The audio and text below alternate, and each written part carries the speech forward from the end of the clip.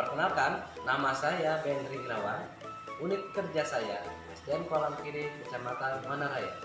Saya adalah calon guru penggerak angkatan ke-6 dari Kabupaten Barito Kuala. Dalam video saya kali ini, saya ingin berbagi tentang budaya positif kepada rekan-rekan saya yang ada di SDN Kolam Kiri, tentang 5 posisi kontrol dan juga restitusi serta nilai dan peran guru penggerak. Semoga kegiatan ini berjalan dengan lancar dan memberikan dampak yang baik bagi SDN Kolam Kiri maupun pendidikan di Kabupaten Barito Kuala. Sekian, Assalamualaikum warahmatullahi wabarakatuh. Assalamualaikum warahmatullahi wabarakatuh. Waalaikumsalam warahmatullahi wabarakatuh. Bapak-bapak, ibu-ibu yang terhormat, hari ini bangga bersama-sama kita panjatkan puji syukur kepada Allah SWT yang mana dengan limpahan rahmat, taufik serta hidayahnya kita dapat berhadir berkumpul di sekolah kita tercinta ini guna melaksanakan tugas rutin kita, kewajiban kita, yaitu untuk mengajar. Kalau pembulan salam bersama salam selalu kita aturkan kehadiran dunia kita Nabi besar Muhammad SAW.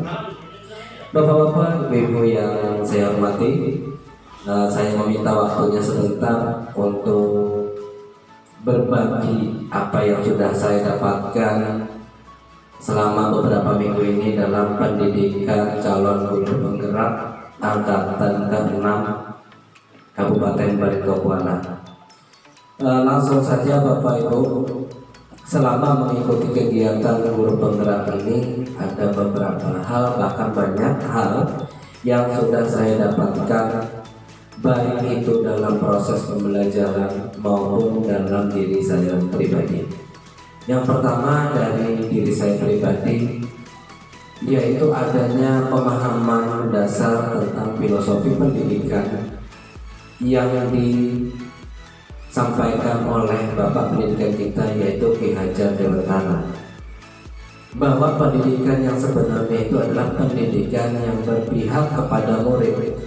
Dalam artian guru tidak lagi menjadi sumber belajar. Guru tidak lagi harus menekankan pembelajaran itu pada murid harus seperti ini, harus begini. Tapi guru memberikan kebebasan kepada murid untuk mengembangkan potensi yang mereka miliki. Karena potensi mereka atau kodrat mereka itu sudah ada sejak mereka lahir.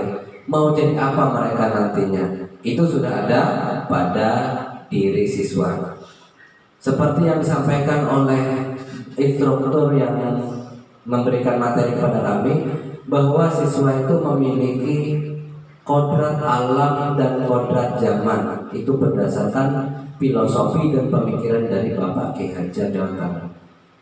Kodrat alam yaitu adalah potensi yang mereka miliki di dalam diri mereka, bakat, kemampuan itu yang ada dalam diri siswa. Nah, sebagai guru kita harus menuntun mereka, bukan mengajari. Kalau mengajari, otomatis siswa itu harus menjadi apa yang kita mau. Tapi kalau kita menuntun, kita akan membimbing mereka untuk menjadi apa yang ada di dalam diri mereka, potensi apa yang ada. Sebagai contoh Bapak Ibu, kalau kita melihat seekor singa, seekor singa itu adalah hewan yang sangat luar biasa, hewan yang sangat buas dan hebat di daratan. Semua hewan itu takut kepada singa. Tapi ketika dia berburu di air atau di lautan, apakah dia akan menjadi hebat lagi? Tidak bisa. Nah, itulah murid-murid kita. Mereka itu sebenarnya mempunyai keahlian atau kepandaian di satu bidang, di satu keahlian, tapi tidak bisa semua. Nah, itu yang harus kita kembangkan, itu yang harus kita tuntut agar mereka menemukan potensi yang mereka miliki tersebut. Nah, kemudian di dalam hal ini saya ingin berbagi sedikit tentang restitusi pendidikan dan posisi guru, posisi kontrol guru itu kepada murid itu seperti apa? Nah, sebagai pertanyaan pemantik di sini Bapak Ibu, kadang nih bagi diri saya pribadi, kalau ada murid yang bersalah atau melakukan kesalahan itu selalu saya hukum sebelum mendapatkan pendidikan di guru penggerak. Itu selalu saya beri hukuman dengan alasan agar mereka menjadi kapok ataupun tidak membuat lagi kesalahan tersebut.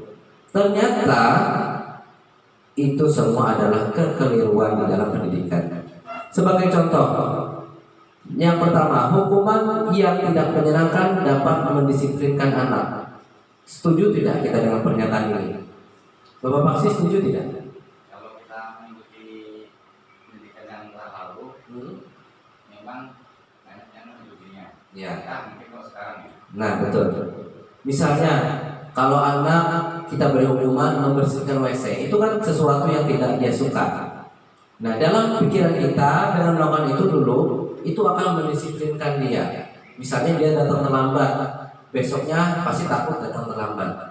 Yang kedua, pemberian hukuman dengan hal positif dapat meningkatkan disiplin anak. Contohnya, kita memberi hukuman tapi dengan hal yang positif. Misalnya disuruh mencatat sampai 3 lembar. Dengan alasan dengan mencatat itu dia akan belajar. Apakah Bu Iqbal setuju dengan hal itu dapat mendisiplinkan anak, Bu Iqbal? Setuju. Iya, memang kita pernah melakukan itu dulu. Pertanyaan ketiga, membuat anak merasa bersalah dapat mengubah perilaku anak menjadi lebih baik. Misalnya, ada anak yang memukul temannya, plak dipukul, nangis temannya. Lalu kita meniwas atau memberikan ucapan supaya anak itu merasa bersalah. Contoh seperti ini, kamu tadi memukul dia, coba kamu yang dipukul, sakit tidak? Pasti kita akan berbuat seperti itu. Menurut Ibu Iwi, apakah itu membuat perilaku anak menjadi lebih baik? Apakah Ibu setuju? Setuju. Ya, saya pun seperti itu. Dan yang terakhir, memberi penghargaan dapat meningkatkan motivasi belajar anak. Sebagai contoh, misalnya Ibu Lili mempunyai anak namanya Habibi. B, kalau misalnya yang satu kena mau menukarkan HP, ternyata Habibi bisa rank 1. Apakah dengan memberikan penghargaan itu dapat meningkatkan motivasi belajar? Apakah Bapak Jam-Jam setuju, Bapak Jam-Jam? Setuju. Kenapa Pak Jam? Setuju. Kenapa? Sayang anak. Ya, misalnya murid Pak Jam, mana murid? Misalnya murid Pian.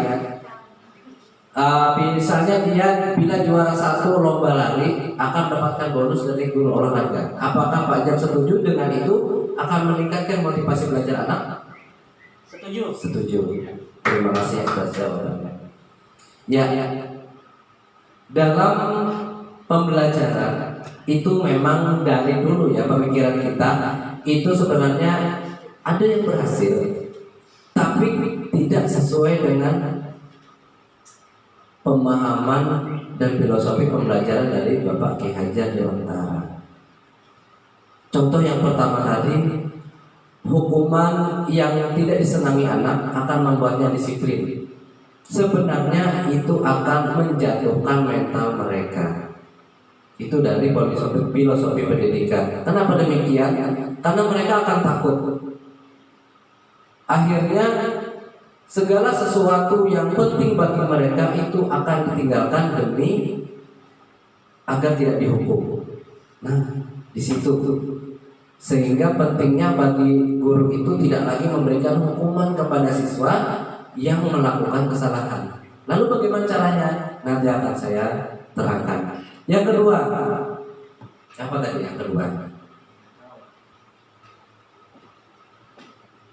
Memberi hukuman dengan hal positif. Misalnya tadi dengan disuruh mencatat terlalu banyak supaya dia belajar. Itu sebenarnya juga tidak mendidik anak. Nah, itu sebenarnya tidak mendidik anak. Kenapa? Karena dengan seperti itu artinya kita akan menjudge Menjudge itu menghakimi anak agar dia takut. Itu menakuti anak. Dalam filosofi pendidikan itu anak tidak boleh takut untuk belajar. Memang hal ini sulit bagi kita karena kita terbiasa untuk menerapkan hukuman-hukuman tersebut kepada anak murid kita. Tapi sebenarnya itu tidak dianjurkan dalam merdeka belajar ini. Yang ketiga, membuat anak merasa bersalah itu juga sebenarnya akan menjatuhkan mental mereka. Dan yang terakhir, memberi penghargaan. Contoh, kalau anggap tahun ini Pak Jam memberi hadiah kepada siswanya yang mendapatkan juara, tapi tahun depan Pak Jam lupa untuk memberikan bonus. Kira-kira apakah anak tersebut akan masih mempunyai motivasi untuk menjadi juara? Nah, ternyata dalam penelitian tidak. Anak-anak hanya termotivasi untuk berprestasi bila dia mendapatkan imbalan. Nah, itulah yang harus diubah dalam mindset kita dalam pendidikan. Contoh perubahan paradigma itu apabila saya mengambil contoh pepaksi. Pepaksi genggam tangan sampean. Di dalam tangan sampean ini ada rahasia yang tidak boleh seorang pun tahu. Hanya pepaksi dan Allah saja yang tahu. Tiba-tiba datanglah Ibu Hikmah meminta Pak Paksi membuka rahasia itu dengan berbagai cara, memberi hadiah, memberi rayuan atau apa segala macam, agar Pak Paksi mau membuka tangan tersebut dan membuka sesuatu yang ada itu untuk diberitahukan kepada orang banyak. Kira-kira Pak Paksi mau tidak? Nah, mau tidak? Pasti tidak mau. Walaupun dengan imbalan apapun pasti tidak mau. Betul Pak Paksi? Betul. Walaupun Bu Hikmah memaksa, memarahi, kira-kira mau tidak membuka? Tetap tidak mau. Nah, terima kasih Pak Paksi. Dibuka Pak Paksi. Oh ya, sudah tidak Pak, itu contoh saja. Nah, apabila kita memaksa anak untuk menuruti apa yang kita mau, itu sebenarnya adalah pendidikan yang keliru. Pendidikan tidak harus seperti itu. Kita biarkan anak itu berkreasi. Apabila dia melakukan kesalahan tadi, kita bimbing dia, kita tuntun dia untuk memperbaiki kesalahannya dengan memberikan restitusi nantinya. Jadi jangan lagi dihukum. Kalau dihukum seolah-olah kita memaksa dia untuk berbuat baik, tapi tidak dari hatinya. Nah, nantinya akan kembali lagi kepada dia yang sering berbuat kesalahan seperti itu. Jadi bagaimana? Nah, nanti kita sebagai guru itu ada 5 kontrol.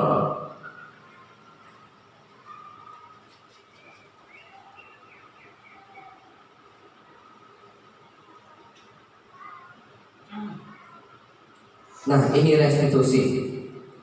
Bapak Ibu yang saya hormati. Nah, apa itu restitusi? Restitusi itu adalah proses menciptakan kondisi bagi murid untuk memperbaiki kesalahan mereka sehingga mereka bisa kembali pada kelompok mereka dengan karakter yang lebih kuat. Nah, jadi mereka memperbaiki sendiri kesalahan itu tanpa kita hukum. Kalau kita hukum itu akan memberikan dampak bekas kepada dia sehingga membuat dia akan kesulitan kembali kepada kelompoknya. Contoh, kita hukum anak kita yang berbuat kesalahan membersih WC. Nanti akan menjadi bahan olok-olokan yang lain. Isi itu bersih WC gara-gara terlambat misalnya. Nah, itu akan memberikan dampak psikologis pada dia bahwa dia adalah orang yang melakukan kesalahan. Malah nantinya dia akan menjadi anak yang lebih nakal daripada sebelumnya. Oleh karena itu, kita perlu menerapkan restitusi ini untuk mendisiplinkan anak-anak kita. Nah, pendidik diharapkan dapat yang pertama melakukan refleksi atas praktek disiplin yang dijalankan selama ini dan dampaknya untuk murid-murid. Bagaimana kedisiplinan yang kita sudah jalankan? Apakah sudah sesuai dengan filosofi pendidikan yang dicanangkan oleh Bapak Kiai Haji Dewantara? Kita perlu merefleksi tersebut. Yang kedua, menerapkan disiplin restitusi di posisi manajer Minimal memantau agar dapat menghasilkan murid yang bertanggung jawab, mandiri dan merdeka. Nah, di sini posisi kita yang seharusnya. Kita harus berperan sebagai manajer. Bagaimana prosesnya? Silakan Bapak Ibu kita menonton video yang akan saya tayangkan berikut ini. Yaitu murid yang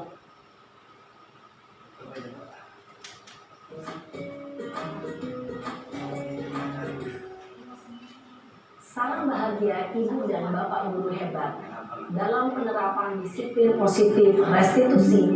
Salah satu program yang dikembangkan adalah 5 posisi kontrol. 5 posisi kontrol dalam restitusi adalah proses perjalanan seorang pendidik agar dapat mengenali dirinya.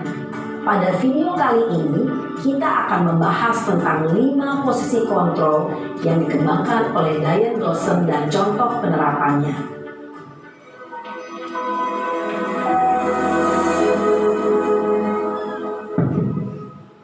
5 posisi kontrol itu adalah 1. Posisi penghukum, 2. Posisi pembuat merasa bersalah, 3. Posisi teman, 4. Posisi pemantau atau monitor, dan 5. Posisi manajer. Untuk lebih memahami kelima posisi tersebut, mari kita saksikan kasus Naren yang terlambat hadir 20 menit di sekolah dan melihat bagaimana kelima posisi kontrol dalam menghadapi masalah tersebut.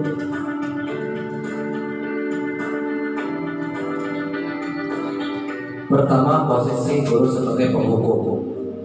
Kira-kira apa yang terjadi pada siswa yang terlambat tersebut? Naren! Sini kamu! Ini seperti kelakuan ibu ini. Selalu terlambat. Iya, betul Pak. Kamu deh, pasti terlambat. Maaf Bu, saya Ini Bu Imi yang Apa coba? Alasan kamu apa lagi? Kapan sih kamu tidak terlambat? Malas sekali ya kamu jadi anak. saya Dasar pemalas. Gak kapok-kapok sih kamu. Sudah berapa kali terlambat? Sana, kamu keliling lapangan basket 2 kali. Nah itu kelakuan kenapa pelajar. saya harus keliling lapangan basket Bu? Kelakuan pelajar. Kenapa? Kamu melawan ibu. Berani-beraninya jawab. Sudah terlambat, masih berani jawab pula. Sekarang, keliling lapangan basket 5 kali sekalian. Biar kapok. Cepat. Pergi sana ke lapangan basket. Ya. Posisi penghukum biasanya berbicara dengan nada tinggi, menghardik, menunjuk-nunjuk, menyakiti, dan menyindir. Hukuman bisa berupa fisik maupun psikis. Ibu dan bapak guru hebat, dampak yang terjadi pada murid ketika guru berada pada posisi penghukum adalah murid cenderung akan memberontak, bahkan menyimpan dendam. Nah, dendam dengan guru tersebut. Dan pasti mereka tidak akan menyukai guru yang sering menghukum. Seperti saya di zaman dulu, sering menghukum murid. Yang kedua, posisi kontrol guru sebagai pembuat rasa bersalah. Naren!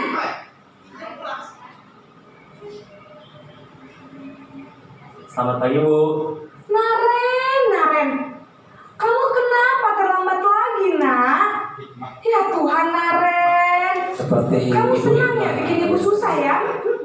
Kalau kamu terlambat lagi, nanti ibu yang ditegur bapak kepala sekolah, nak. Disangka ibu tidak bisa membina kamu. Duh, gimana ini?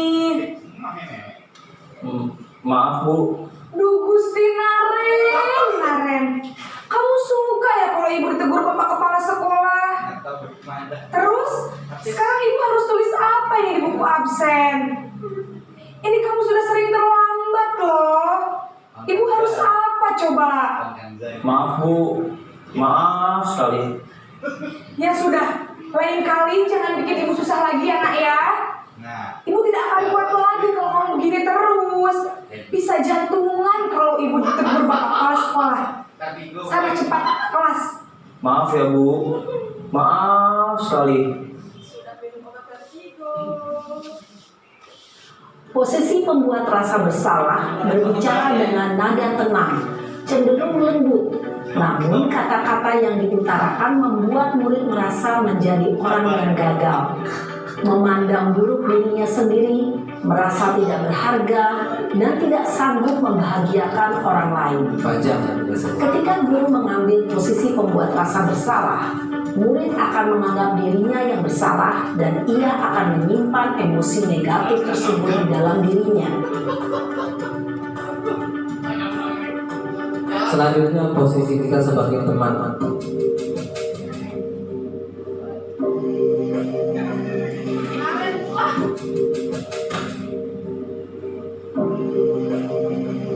Naren,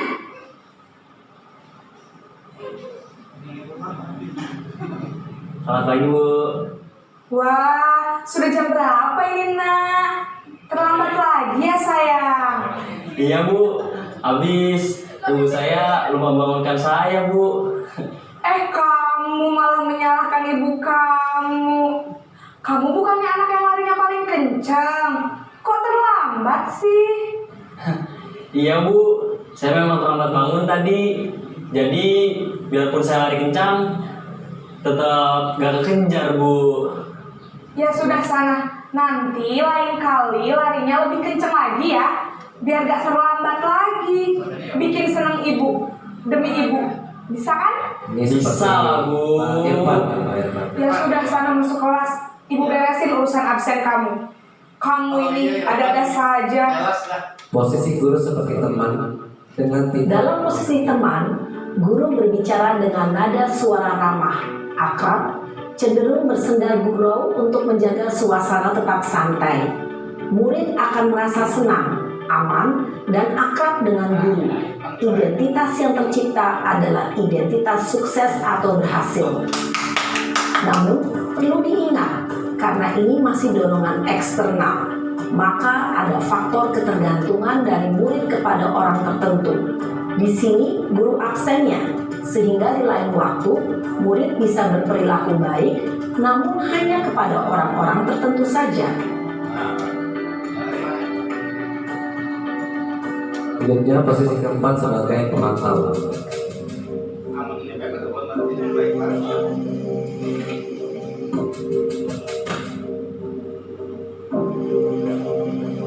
Naren,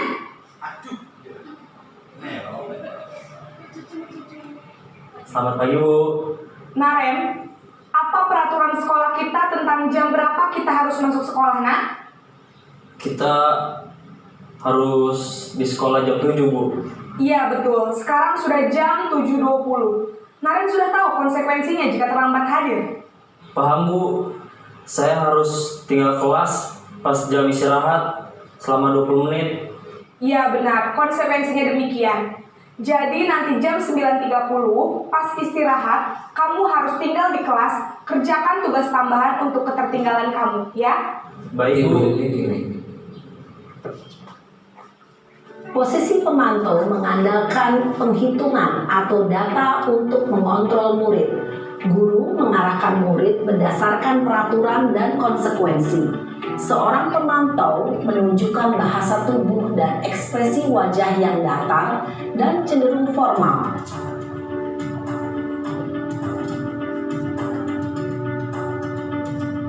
Yang terakhir posisi manajer.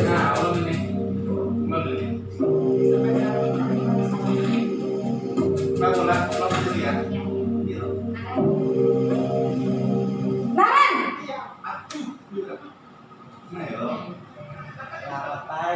Selamat pagi Bu. selamat pagi Naren. Maaf Bu, saya terlambat. Iya, sekolah masuknya jam 7, sekarang sudah jam 7.20. Jadi sekarang bagaimana ini Naren? Maaf Bu, saya lupa setel alarm saya semalam. Baiklah, menurut kamu, keyakinan sekolah yang mana yang perlu kamu tingkatkan? Menghargai diri sendiri dan orang lain mungkin ya Bu. Setuju. Jadi, apakah Naren meyakini prinsip saling menghormati tersebut? Iya Bu, saya meyakininya. Apakah Naren bersedia memperbaiki masalah keterlambatan ini? Bersedia, Bu. Bagaimana kamu akan perbaiki masalah keterlambatan ini? Seperti Bapak sih. Saya akan coba untuk tidak lupa menyetel alarm saya, Bu. Baik, kalau Naren lupa menyetel alarm di rumah, ada orang yang kira-kira bisa bantu mengingatkan tidak? Ada, Bu. Kakak saya, Kak Ema. Ada lagi selain Kak Emma? Selain Kak Ema, ada ibu saya. Baik, jadi yang mengingatkan Naren adalah Kak Emma dan ibu kamu ya?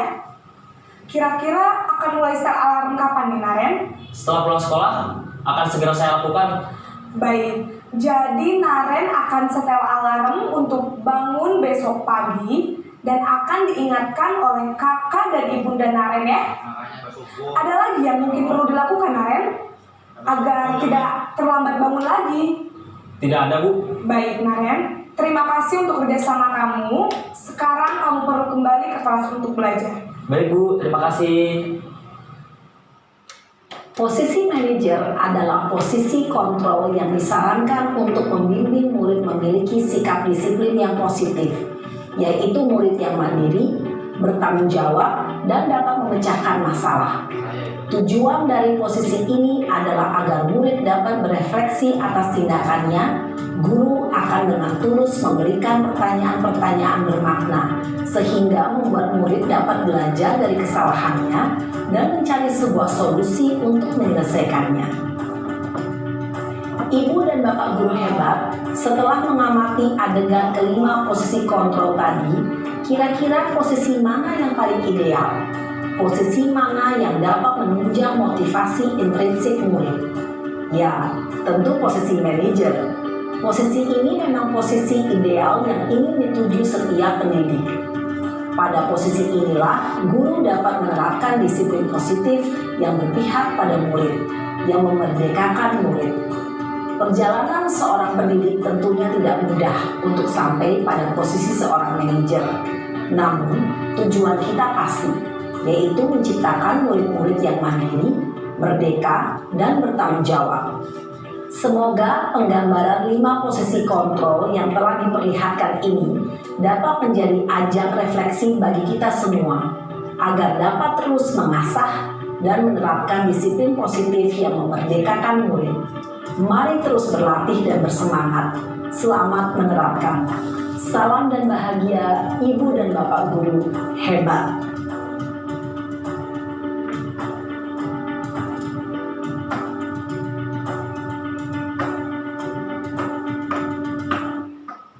Baik Bapak, mau bertanya? Silakan Pak Jan. Ini kan tadi disarankan untuk posisi di guru sebagai manajerial ya. Jadi apakah di posisi itu akan berdampak positif untuk siswa dari segi hal kedisiplinannya dan kemandiriannya? Sedangkan misalkan ya,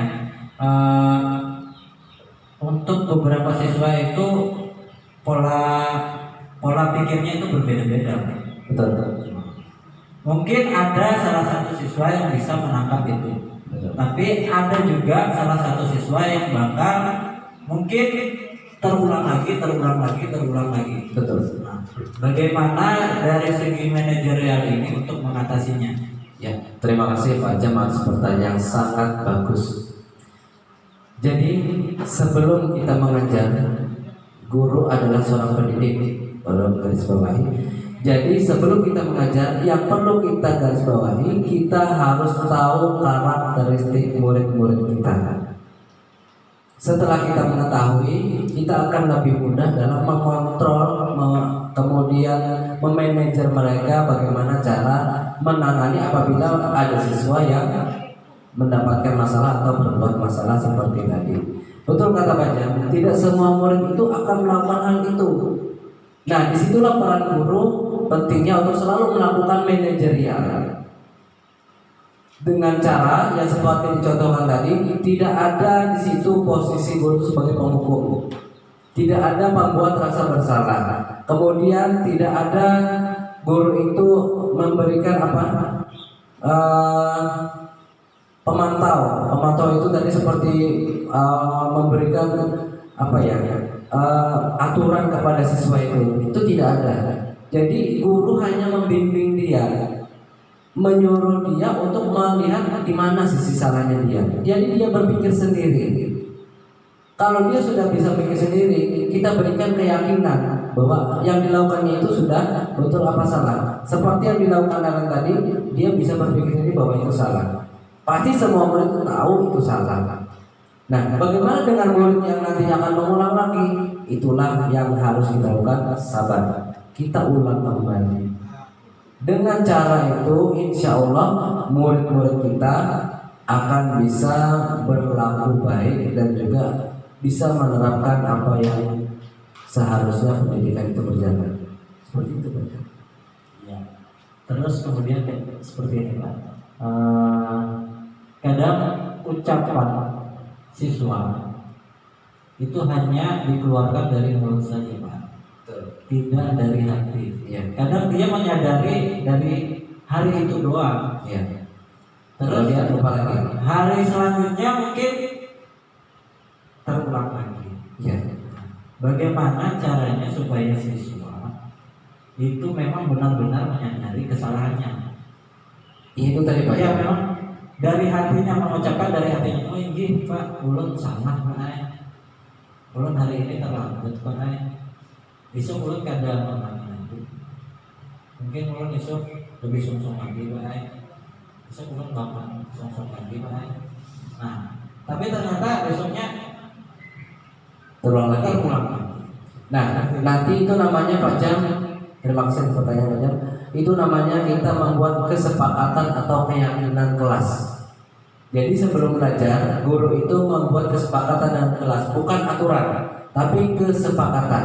Apa yang disepakati? Seperti yang tadi, misalnya terlambat, kita sepakati. Ayo kita buat kesepakatan. Apa yang akan kita sepakati hari ini? Misalnya tidak boleh terlambat Pak. Kalau terlambat bagaimana? Misalnya. Nah, di situ ada keyakinan. Akan ada muncul di dalam diri siswa bahwa dia itu harus berangkat awal. Tapi kita beri keyakinan dulu. Setiap hari Pak, setiap hari dengan keyakinan itu dilakukan berulang-ulang, maka siswa akan menyadari pentingnya untuk tidak melakukan kesalahan itu. Dengan posisi kontrol ini, siswa akan nantinya mampu untuk menyadari kesalahannya. Nah itu, seperti itu Pak Jan. Ya, sama-sama Pak Jan. Mungkin ada pertanyaan lagi dari Ibu Pai, Ibu Beragama. Oh, ada banyak Pak, silakan. Pak, kalau misalkan kan tadi kesalahannya diulang-ulang, Betul. artinya yang bermasalah ini kan siswanya. Ya. Nah, apakah guru ini juga dituntut untuk memiliki karismatik dalam mengajar, Pak? Artinya siswa itu, oh kalau aku berbuat salah, ternyata guruku nanti kesulitan. Nah, itu bagaimana penerapannya, Pak? Biar siswa itu bisa menganggap gurunya itu adalah seorang yang bisa mencerdaskan dia gitu, Pak. Nah, disinilah peran manajer guru tadi, Mas Irfan. Guru itu harus bisa mendekati murid dengan artian harus memahami betul posisi atau sifat dari murid yang akan kita ajar. Jadi dengan begitu murid tersebut akan merasa dekat dengan gurunya.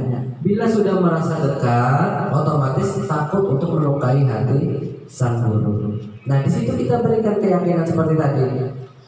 Enak, kalau kamu rajin, Bapak akan senang sekali. Kalau kamu sering terlambat, Bapak sedih, seperti itu. Tapi dengan posisi sebagai manajer, tidak ada menunjukkan bahwa kita itu menyalahkan dia. Nah, selanjutnya dilakukan setiap hari, rutin setiap hari. Nanti dengan lambat laun, murid tersebut akan menyadari sendiri bahwa dia melihat seorang sosok guru yang ada di hadapannya adalah sosok yang harus ditiru. Dengan catatan guru tersebut dulu yang memberi contoh sebagai teladan kepada murid-muridnya, agar murid-muridnya, oh ini loh guruku yang harus bercontoh, ini guruku yang harus jadi teladan, seperti itu. Jadi selama ini ternyata posisi kita belum berada di posisi manajer sebagai seorang guru. Jadi marilah kita bersama-sama merefleksi diri kita, memperbaiki perlakuan kita kepada murid-murid kita agar mereka benar-benar mendapatkan layanan yang terbaik dari guru-gurunya dan mereka mendapat kebebasan dalam artian mereka merdeka untuk belajar tanpa ada tekanan dari siapapun, tanpa ada intimidasi baik itu dari guru maupun dari teman-temannya. Mungkin itu saja yang dapat saya sampaikan. Terima kasih atas perhatian bapak-bapak dan ibu-ibu semua. Saya akhiri, mohon maaf, saya akhiri. Wassalamualaikum warahmatullahi wabarakatuh. Assalamualaikum warahmatullahi wabarakatuh. Waalaikumsalam warahmatullahi wabarakatuh. Apa kabar anak-anak? Baik. Alhamdulillah, semua dalam keadaan sehat, baik dan juga kelihatan ceria. Nah, hari ini sebelum kita melakukan memulai pembelajaran, marilah sama-sama kita berdoa terlebih dahulu. Silakan. Sebelum belajar, marilah kita berdoa terlebih dahulu. Doa dimulai.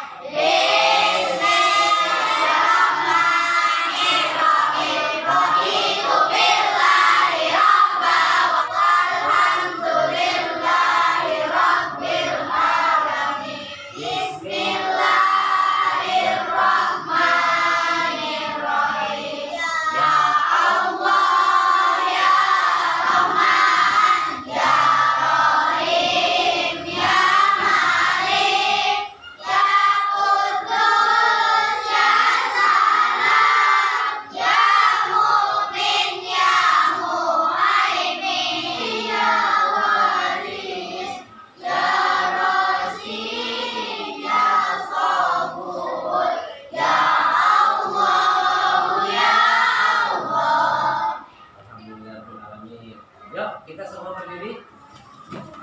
Sebelum kita memulai pembelajaran, mari kita sama-sama melakukan tepuk semangat. Sudah siap semua? Siap. Ya, siap. 1, 2, 3. Semangat. Semangat. Ya, silakan kita menyanyikan lagu Indonesia itu ya.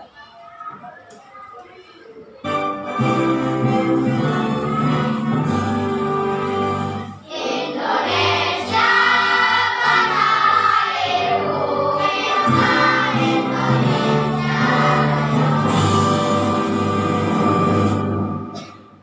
Ya, silakan duduk kembali.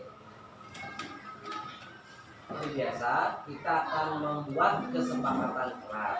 Nah, jadi siapa dulu yang mau pertama untuk membuat kesepakatan kelas? Silakan angkat tangan. Ya, silakan Nisa. Apa yang pertama? Mengikuti pelajaran dengan baik.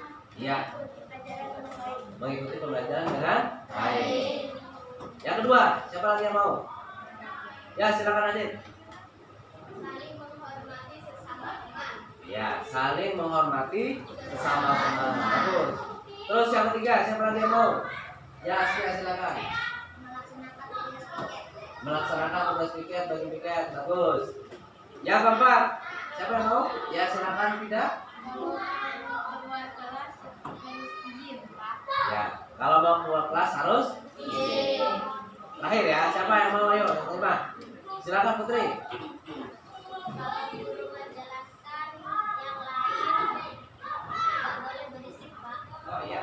Kalau guru sedang menjelaskan, maka yang lain tidak boleh. Berisik. Nah, itulah kesepakatan kelas yang akan kita terapkan pada hari ini.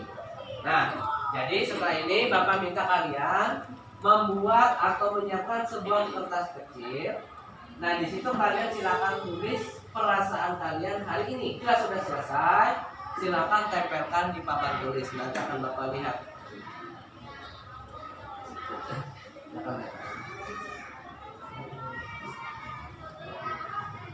Siapa lagi? Ya, silakan tanya. Itu adalah perasaan-perasaan kalian pada hari ini. Nah, silakan kalian tempelkan, nanti akan Bapak lihat. Silakan. Ya, silakan ditempelkan. Nah, anak-anak, Bapak ingin membuat sebuah game. Gamenya adalah nanti kalian akan maju berpasang-pasangan. 2, 3. Ya, menang. Bisa, duduk kamu Said. Selanjutnya Adit melawan Eka.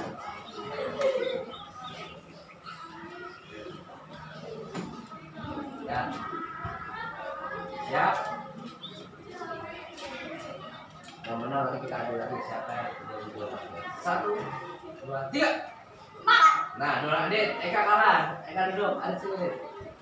Selanjutnya Kia melawan Fikri. Ya. Siap. 1, 2, 3. Nah, menang Kia, Fikri kalah. Duduk Fikri. Terus Lida melawan Jara. Nah, final. Adit melawan Jara.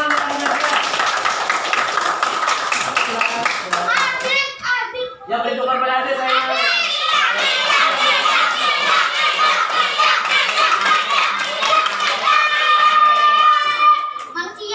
Konsentrasi. Ini karena final harus 3 kali menang ya. 3 kali main. Siapa yang paling banyak menang? 1, 2, 3. Ya, ini tuh 1-0. Yang kedua 1, 2, 3. Ya, menang ini. Sama 1. Menang 2. Ayo.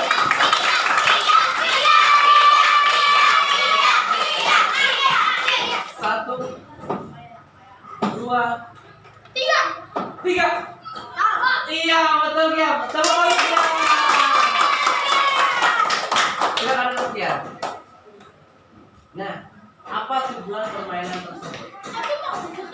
Tujuannya adalah untuk melatih kalian menyelesaikan sebuah masalah dalam waktu yang singkat.